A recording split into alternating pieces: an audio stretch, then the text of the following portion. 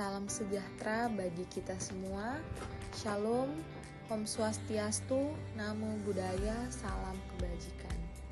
Perkenalkan, nama saya Munifa Sukmawardani, mahasiswa Fakultas Psikologi Universitas Bosowa dengan NIM 4525091076.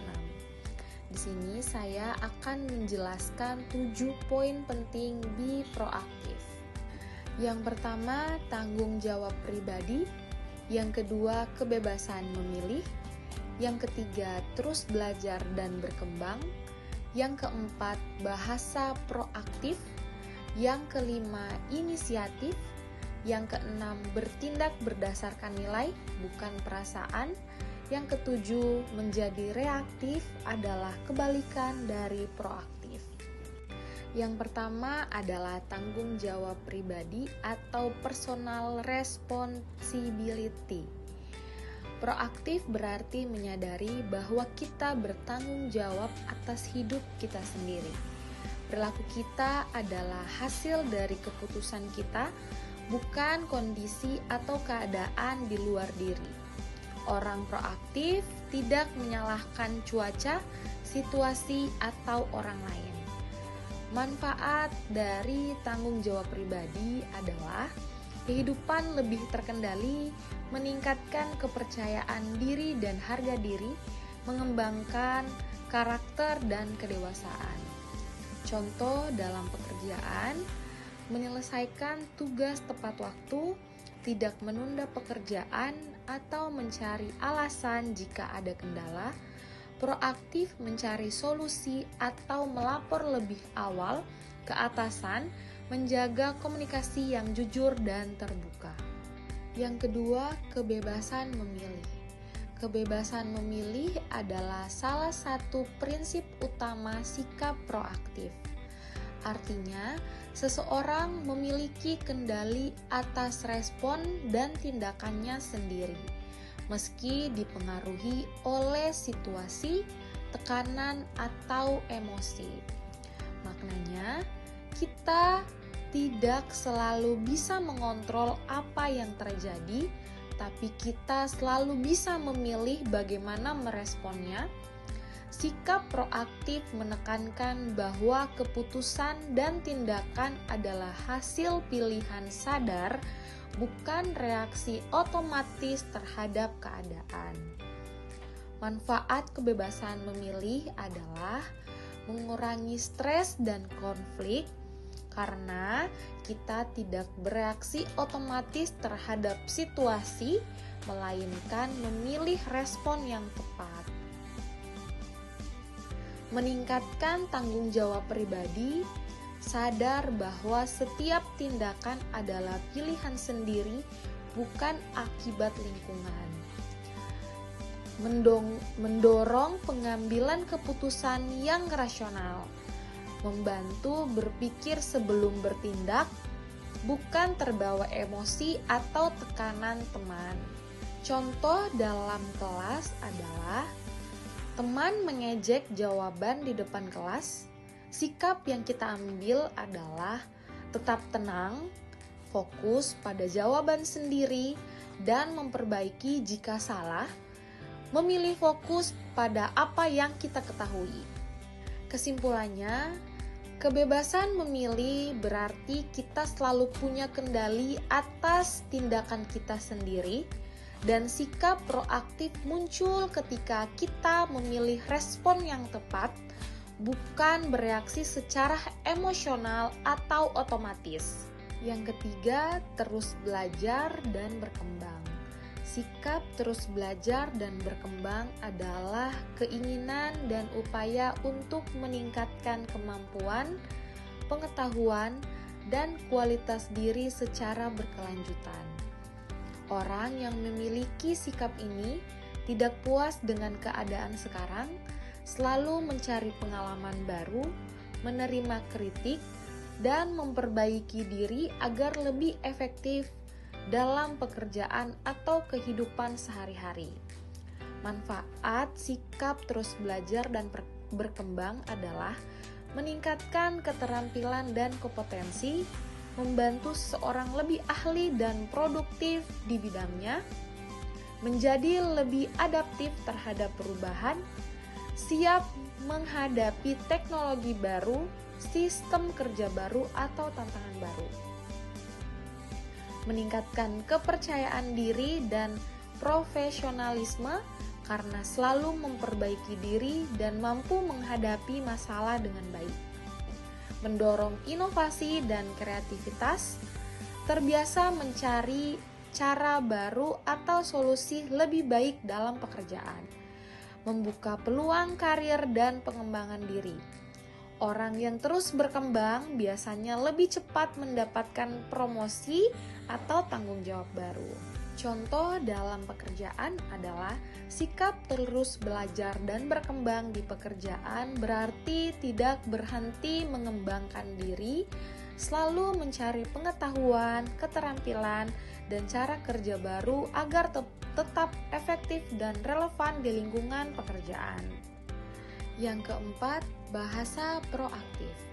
Bahasa proaktif adalah cara berkomunikasi yang mencerminkan sikap proaktif, yaitu fokus pada solusi, tanggung jawab, dan kontrol atas tindakan sendiri, bukan menyalahkan keadaan atau orang lain. Manfaat dari bahasa proaktif adalah menumbuhkan rasa tanggung jawab, membangun sikap positif dan optimis, meningkatkan hubungan dengan orang lain, mendorong pengendalian emosi, meningkatkan kepercayaan diri. Contoh dalam pekerjaan adalah selalu siap mencari solusi, bukan menyalahkan, atau mengambil inisiatif untuk belajar hal baru, memberi ide atau masukan yang membangun. Saat rapat karyawan harus aktif memberi saran untuk memperbaiki sistem kerja, bukan hanya diam atau mengeluh. Karyawan juga tidak menunggu diminta untuk mengikuti pelatihan, tetapi dengan kesadaran diri sendiri ingin meningkatkan kemampuan agar lebih bermanfaat untuk perusahaan. Yang kelima, inisiatif. Inisiatif adalah kemampuan atau sikap seseorang untuk bertindak lebih dulu tanpa menunggu perintah, dengan tujuan menyelesaikan masalah, memanfaatkan peluang, atau meningkatkan kualitas pekerjaan. Inisiatif biasanya menjadi ciri orang proaktif karena melibatkan kesadaran, tanggung jawab, dan tindakan positif. Manfaat dari inisiatif adalah menumbuhkan rasa tanggung jawab, mendukung kreativitas dan inovasi, mempercepat penyelesaian masalah. Contohnya dalam pekerjaan dan sekolah. Guru atau atasan rekan akan lebih menghargai dan mempercayai orang yang memiliki inisiatif karena dianggap bisa diandalkan. Dan orang yang berinisiatif sering menginspirasi lingkungan sekitarnya untuk ikut bergerak dan berbuat baik. Yang keenam, bertindak berdasarkan nilai, bukan perasaan. Bertindak berdasarkan nilai, bukan perasaan. Yang ketujuh, menjadi reaktif adalah kebalikan dari proaktif. Reaktif dikendalikan oleh keadaan eksternal. Sikap reaktif adalah sikap seseorang yang bertindak setelah sesuatu kejadian terjadi. Biasanya dipengaruhi oleh keadaan, emosi, atau tindakan orang lain. Orang yang reaktif cenderung merespon tanpa perencanaan dan menunggu situasi baru bertindak. Prinsip internal sikap dari reaktif yang pertama, respon terhadap rangsangan luar. Tindakannya muncul karena dorongan atau tekanan dari lingkungan. Yang kedua, dipengaruhi emosi. Keputusan sering diambil karena marah, panik, atau kecewa.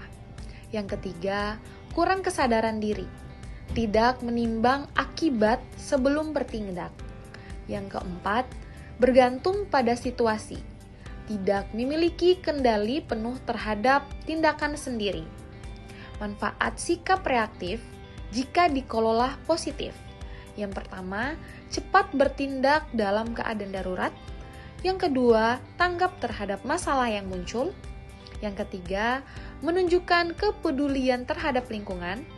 Yang keempat, melatih kemampuan berpikir cepat di bawah tekanan. Prinsip internal sikap reaktif. Yang pertama, respon terhadap rangsangan luar. Tindakan muncul karena dorongan atau tekanan dari lingkungan. Yang kedua, dipengaruhi emosi. Keputusan sering diambil karena marah, panik, atau kecewa. Yang ketiga, kurang kesadaran diri. Tidak menimbang akibat sebelum bertindak. Yang keempat, bergantung pada situasi, tidak memiliki kendali penuh terhadap tindakan sendiri. Manfaat sikap reaktif jika dikelola positif. Yang pertama, cepat bertindak dalam keadaan darurat. Yang kedua, tanggap terhadap masalah yang muncul. Yang ketiga, menunjukkan kepedulian terhadap lingkungan. Yang keempat, melatih kemampuan berpikir cepat di bawah tekanan. 1. Contoh kritikan atasan. Situasinya, atasan menegur karena laporan terlambat. Sikap reaktif adalah karyawan merasa tersinggung atau membela diri baru kemudian memperbaiki laporan. Yang kedua, atasan memberikan pekerjaan tambahan di tengah proyek. Sikap reaktif yang dimunculkan adalah karyawan mengeluh atau merasa tertekan dulu, baru kemudian mencoba menyelesaikan tugas. Kesimpulannya, sikap reaktif berarti merespon keadaan setelah terjadi, bukan mengantisipasi sebelumnya. Meski bisa berguna dalam kondisi mendesak, sikap ini perlu dikendalikan agar tidak menimbulkan keputusan emosional atau tergesa-gesa. Sikap proaktif dikendalikan oleh prinsip internal. Prinsip internal ini berkaitan dengan cara berpikir dan mengendalikan diri seseorang dengan proaktif. Yang pertama, kesadaran diri. Menyadari pikiran, emosi, dan perilaku sendiri agar tidak mudah terpengaruh oleh situasi luar. Contohnya, tetap tenang saat menghadapi pelanggan marah-marah. Yang kedua, kebebasan memilih respon. Tidak bereaksi secara emosional, tetapi memilih respon yang paling tepat. Contohnya, saat ditegur atasan atau guru, kita lebih memilih untuk memperbaiki diri, bukan tersinggung. Yang ketiga, tanggung jawab pribadi. Tanggung jawab pribadi menyadari bahwa hasil kerja tergantung pada tindakan sendiri, bukan pada orang lain atau keadaan. Sekian presentasi saya pada hari ini. Lebih dan kurangnya mohon maaf. Wassalamualaikum warahmatullahi wabarakatuh.